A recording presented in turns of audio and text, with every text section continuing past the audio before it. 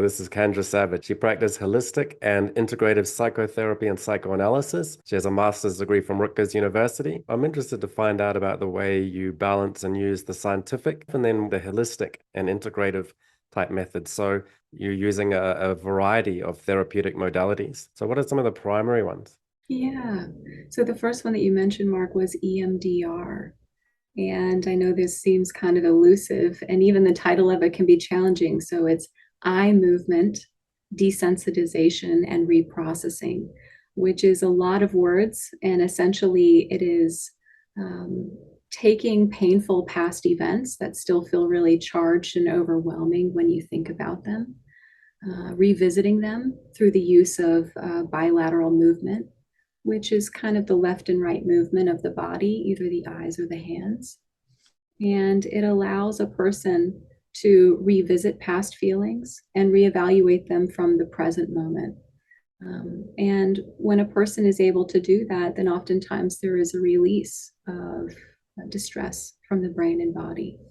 And that offers a lot of release from overwhelm. And it's a wonderful way with which to address these functional issues that people are coming in with, anxiety, depression. So that's kind of EMDR in a nutshell, but it's actually a really vast psychotherapy approach.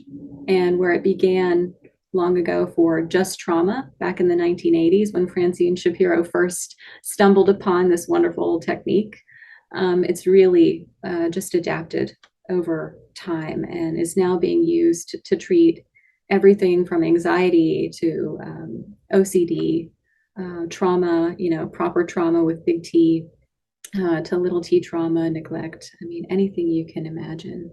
So that's really kind of the framework with which I'm viewing most of the way I interact with clients. Okay, so how does Yeah, that sit in the world of psychotherapy and psychoanalysis? Is it a subset of it, or yeah, that's a great question. I still work with a psychoanalytic supervisor weekly because I think EMDR it has its roots in psychoanalysis, which is really that everything going on in your present that is distressing or causing overwhelm is based and rooted in the subconscious, kind of undercurrent. And that's really what psychoanalysis is all about. And so, kind of doing that dance between what's happening in the present moment, how is it being impacted by past subconscious material that I may or may not be in awareness of. Um, yeah, so I think those things are completely linked and really one birthed the other. and so there's an element there where you're going back and reprocessing events from the past. And so a lot of the people watching this, the Past Life Regression Institute podcast, will have a hypnotherapy background. And so it does sound like, and I read actually an article online where it was mentioned that there are similarities between EMDR and hypnotherapy, and that both attempt to bypass the conscious mind to elicit subconscious suppressed memories and feelings. So Yeah, is that right? And how would you compare it or see EMDR in relation to things like hypnotherapy? The yeah, commonalities? absolutely. I mean, I think they're really sister therapies and they work in a really similar realm. So, anytime we're dealing with the subconscious, it's such a vast arena. And EMDR to me is kind of hypnotherapy light. I don't know if everyone out there listening to this would agree with me, but it's really giving the client a lot more um, dual attention in their conscious mind. So when they flirt with their time in the subconscious, there's a little bit more control, there's a lot more cognition, and there's more guidance. So it's kind of a way to get introduced to the subconscious realm without, with a little bit, I would say, more control and more guidance, Okay. um, as to where you're going, and a little bit more kind of cognitive information being put in between. Okay. So, Yeah. Okay. So in hypnotherapy, we traditionally regress to a cause and we might ask fairly general statements and find out where the subconscious takes us. And we might be a little bit surprised by that. So we may not know what the causative or traumatizing events are going into hypnotherapy. In EMDR, there's the more controlled cognitive elements. Is it like you know what you're going into and what you're going to address?